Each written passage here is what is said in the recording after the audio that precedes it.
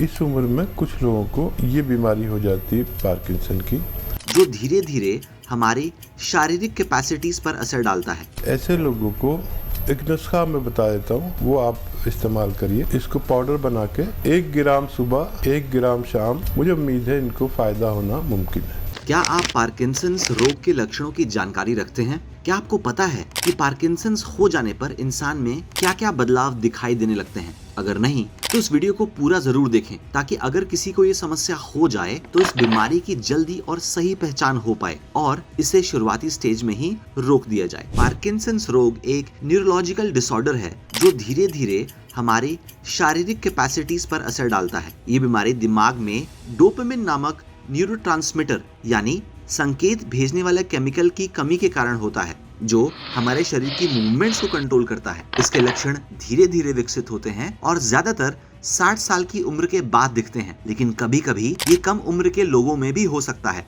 आज हम आपको पार्किंसंस के टॉप मुख्य लक्षणों के बारे में बताएंगे और समझाएंगे कि ये लक्षण कैसे और क्यों होते हैं। पार्किंसंस रोग में सबसे पहले आपको पीड़ित व्यक्ति में कंपकपी यानी हाथ, पैर या जबड़े का कांपना एक शुरुआती लक्षण है। ये एक अनकंट्रोल्ड मूवमेंट होती है, यानी कि ये मूवमेंट अपने आप होती है और स्ट्रेस, चिंता या थकान के समय और भी बढ़ सकती है। कंपकपी का कारण डोपामिन की कमी है। जब दिमाग के उस हिस्से में डोपामिन नामक न्यूरोट्रांसमीटर की कमी हो जाती है जो मूवमेंट को कंट्रोल करता है, तो मसल्स में अनकंट्रोल्ड सिग्नल्स जाते हैं, यानी कि इन सिग्नल्स को दिमाग नहीं भेजता है। इसका नतीजा ये होता है कि मसल्स में कंपकपी शुरू हो जाती है। पार्किंसंस के दूसरे लक्षण की बात करें तो कभी कभार ये देखने को मिलता है कि कुछ लोगों की फिजिकल मूवमेंट कुछ ज्यादा ही स्लो हो जाती है। ऐसी एक्स्ट्रा स्लो मूवमेंट यानी चलने फिरने, जिसे ब्रेडिकिनेसिया भी कहते हैं, पार्किंसंस का एक बहुत मुख्य लक्षण है। जैसे कि चलने में ज्यादा समय लगना,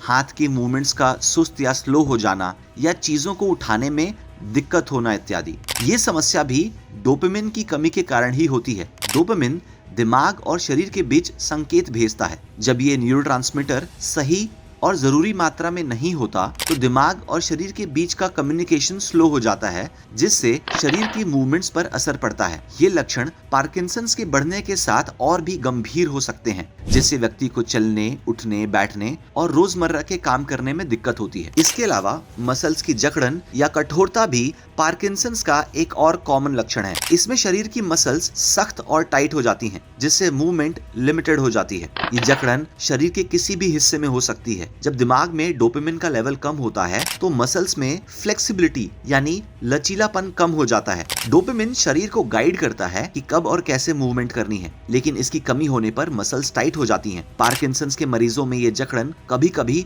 दर्दनाक भी हो सकती है और पूरा दिन शरीर में टेंशन बनी रह सकती है। पार्किंसंस की समस्या में एक और लक्षण जो सामने आता है वो है संतुलन की समस्या और गिरना। आपको बता दें, कई बार लोगों को खड़े होने तक में दिक्कत होने लगती है और वो झुककर एक अजीब तरीके से चलते हैं। दरअसल दिमाग में डोपामिन की कमी मसल्स और नसों को सही तरीके से काम करने से रोकती है। इसका असर शरीर के बैलेंस बनाए रखने की काबिलियत पर पड़ता है। पार्किंसंस के ये टॉप 4 लक्षण सबसे कॉमन और पहचानने में आसान है, लेकिन इसके अलावा भी कई और लक्षण होते हैं जो धीरे धीरे बढ़ते हैं। आइए उनके बारे में शॉर्ट में जानते हैं। पार्किंसंस के रोगियों में धीरे धीरे चेहरे के हाव भाव भी कम हो जाते हैं, जिसे आमतौर पर मास्क फेस कहा जाता है। इसका मतलब है कि चेहरे के व्यक्ति पर भाव या इमोशंस जाहिर नहीं होते, जैसे कि मुस्कुराना, आईब्रो उठाना। आपको बता दें कि पार्किंसंस का अभी तक कोई पक्का इलाज नहीं है, लेकिन इसके लक्षणों को कंट्रोल रखा जा सकता है। इसका डायग्नोसिस की समस्या कितनी गंभीर हो गई है आमतौर पर लक्षणों के आधार पर होती है, लेकिन कुछ घरेलू नुस्खे इन लक्षणों को कंट्रोल करने में कुछ हद तक मददगार साबित हो सकते हैं। आइए इसी विषय पर प्रसिद्ध हकीम सुलेमान जी को सुनते हैं।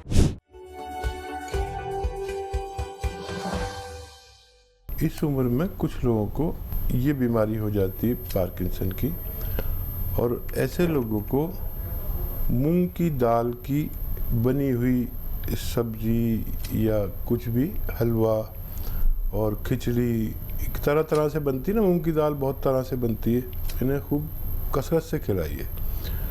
और एक नुस्खा मैं बता देता हूँ, वो आप इस्तेमाल करिए। देखिए, ब्राह्मी बूटी नाम लिख लीजिए आप, बहुत मशहूर बूटी है ब्राह्मी बूटी।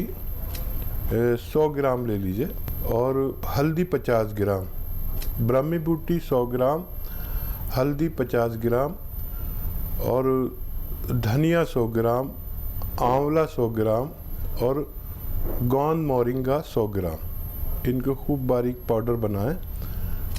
मोरिंगा का गोंद थोड़ा नकली भी मिलता है, ज़रा संभल के लेना।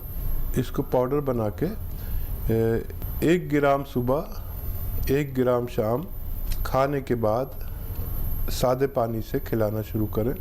मुझे उम्मीद है इनको फ़ायदा होना मुमकिन है।